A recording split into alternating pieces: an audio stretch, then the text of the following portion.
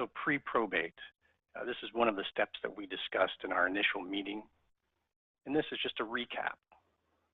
As a reminder, we talked about how it would be about 30 days to gather the information necessary to open probate, and that includes all of the records that you have, documents such as death certificates, titles to vehicles, to real estate, information about liabilities, so anything that may have come in the mail, any notices related to collection, and then other asset information.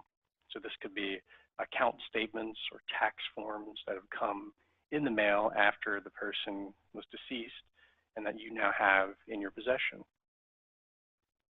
One of the other things that we discussed were payments and how it is very important to not pay some creditors immediately, such as medical bills, credit card debt, vehicle leases, and other non-essential utilities.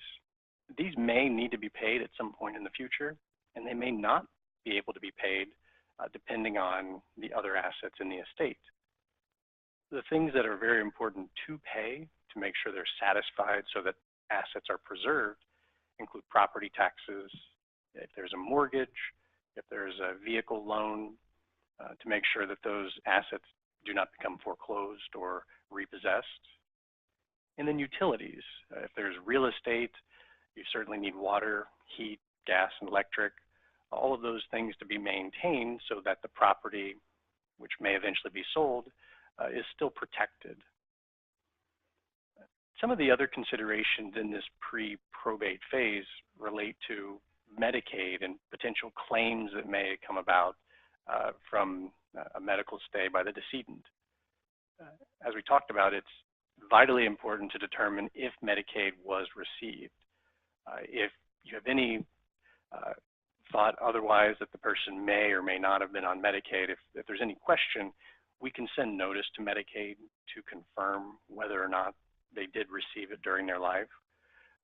Also, it's important to know whether or not a deceased spouse, a spouse that died before this individual, if they were on Medicaid. If they were, we also may have a claim by Medicaid that would have to be paid.